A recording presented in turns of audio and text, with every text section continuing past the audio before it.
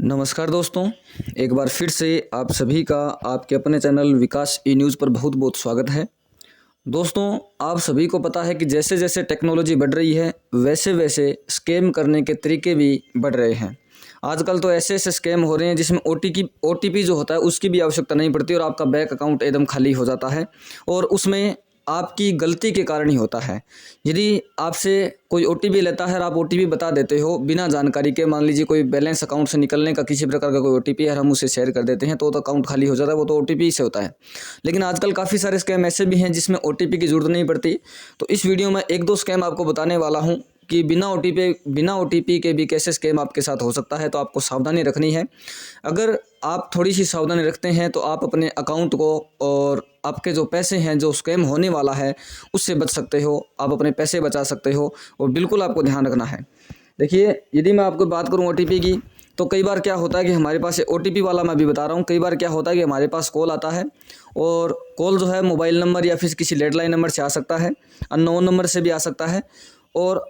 उसमें जो सामने से जो कैंडिडेट बोलता है वो ऐसे कहता है कि मैं बैंक से बात कर रहा हूँ, आपका डेबिट कार्ड जो है वो बंद हो गया। एक बार मेरे साथ भी ऐसा हुआ था, लेकिन मैं थोड़ा सा संभल गया था उस समय, तो स्कैम वगैरह तो नहीं हुआ, लेकिन गलती उस समय मैंने भी की थी।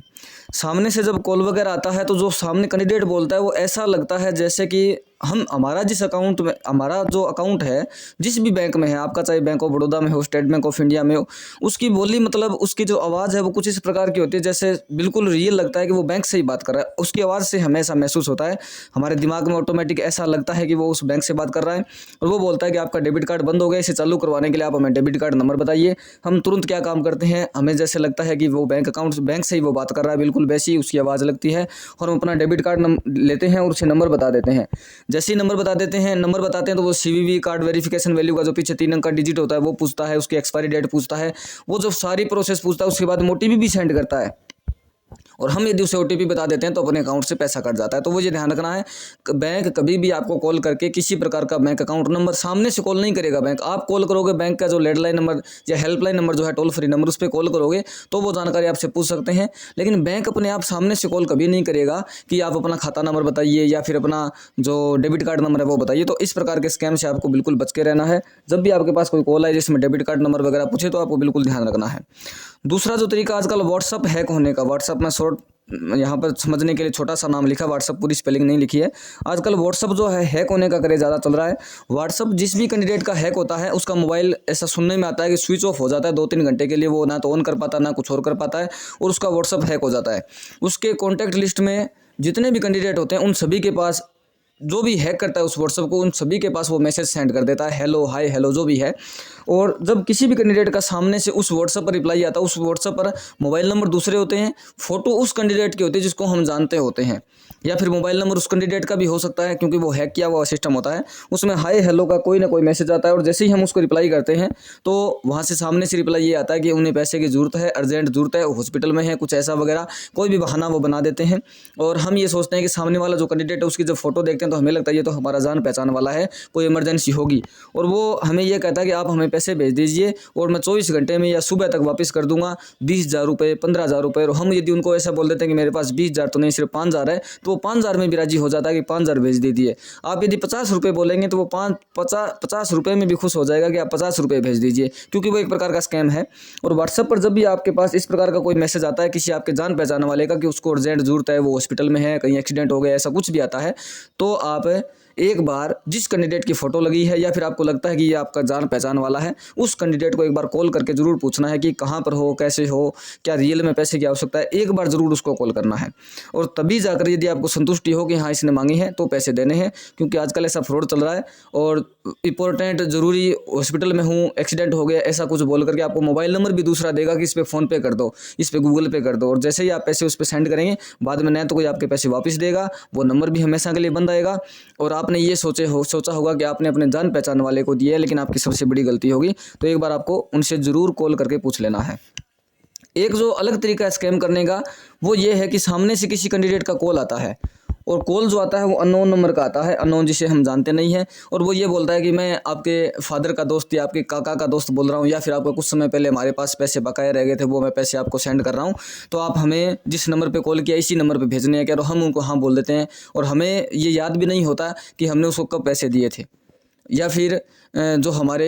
चाचा का या पिताजी का जान पहचान वाला होता है, वो आपसे कॉल करता है, मैं उनसे जान पहचान वाला हूँ, मेरा नाम ये है, मैं यहाँ से बोल रहा हूँ, आपको मैं पैसे सेंड कर रहा हूँ, उनके कुछ पैसे बकाया थे। और हम क्या काम करते हैं, हम जिस नंबर पे कॉल होता है वो नंबर बता देते हैं कि हमारा ये फ़ोन पे नंबर है। नंबर बताने में फ़ोन पे नंबर है, गूगल पे नंबर है, पेटीएम नंबर है, नंबर बताने में वहाँ तक कोई हर्ज नहीं है, कोई चिंता वाली बात नहीं है। लेकिन वो कैंडिडेट क्या काम करता है, आपको टेक्स्ट मैसेज करता है, शायद इस प्रकार से लिखा जाएगा टेक्स्ट TA, या फिर इस प्रकार से, वो स्पेलिंग अभी वीडियो टाइपिंग में समझ में नहीं आ रही क्या लिखूं। तो वो टेक्स्ट मैसेज आपको करता है, और टेक्स्ट मैसेज में अपने मोबाइल नंबर से या किसी दूसरे मोबाइल नंबर से इस प्रकार का, ये तो जमा होने का मैसेज है, एक टेक्स्ट मैसेज उसमें करता है, और उसमें ये लिखता है कि 1 रुपये एक बार मैं भेज के देखता हूँ, और आप बोलोगे कि हाँ कि 1 रुपये, आप अकाउंट चेक नहीं करोगे, आपके पास वो मैसेज आएगा, क्योंकि वो टेक्स्ट मैसेज उसने भेजा है। और वो टेक्स्ट मैसेज जब आप देखोगे तो आपके पास आएगा कि 1 रुपये बिल्कुल जमा हो चुका है। तो वो कैंडिडेट ये कहता है कि अभी मैं 3500 रुपये और जमा कर रहा हूँ,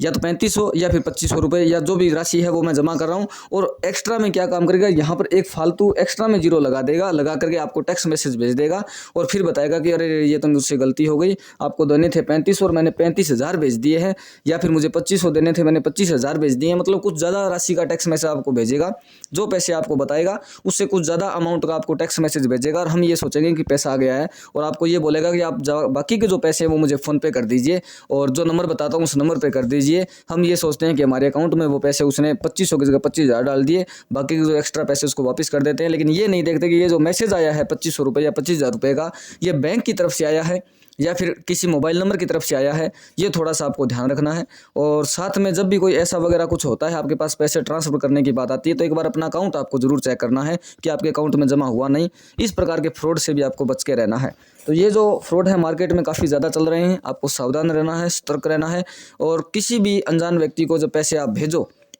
अनजान को तो वैसे भेजते ही हम नहीं है, लेकिन किसी भी जानकार को जो कोई अलग व्हाट्सअप नंबर से या अलग नंबर से वो कॉल करता है, तो एक बार उस कैंडिडेट के नंबर पे कॉल जरूर करना है। और एक अलग प्रकार का आर्टिफिशियल इंटेलिजेंस आजकल चल रही है, किसी भी वॉइस में, किसी भी कैंडिडेट की वॉइस में हम बात कर सकते हैं। ऐसा भी हो रहा है कि आपके पास किसी का कॉल आएगा, आपके जान पहचान वाले का, जैसे मान लीजिए आपका कोई भी फ्रेंड है या कोई पड़ोसी है, जो भी आपके घर वाले, आपका भाई बहन कोई भी है, किसी भी दूसरे नंबर से कॉल आएगा, उस कैंडिडेट की आवाज़ कॉपी करके, आर्टिफिशियल इंटेलिजेंस से उसकी आवाज़ कॉपी करके, और आपको किसी अलग नंबर से कॉल आएगा, आपके नंबर पर बोलेगा कि मैं यहाँ पे फंस गया हूँ, मुझे इतने रुपए की ज़रूरत है। और जब आप पूछोगे कि तुम्हारा फ़ोन कहाँ है, तो बोलेगा कि मेरा फ़ोन स्विच ऑफ हो गया या किसी कारण से मेरा फ़ोन गिर गया है, आप फिलहाल जो मैं नंबर बता रहा हूँ उस पर पैसे भेज दीजिए। और हम क्या काम करते हैं, ये सोचते हैं कि आपके भाई का कॉल आया है या आपके सिस्टर का या आपके फ्रेंड का कॉल आया है, और हम उनको पैसे भेज देते हैं।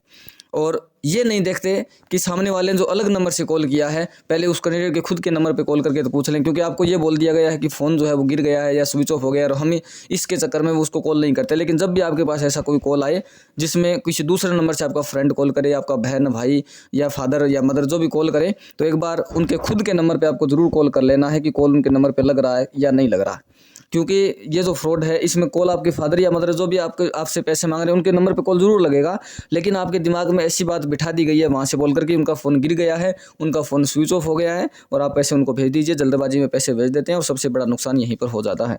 अभी मैंने इस वीडियो में 3-4 तरीके के फ्रॉड की बात की है। ये वीडियो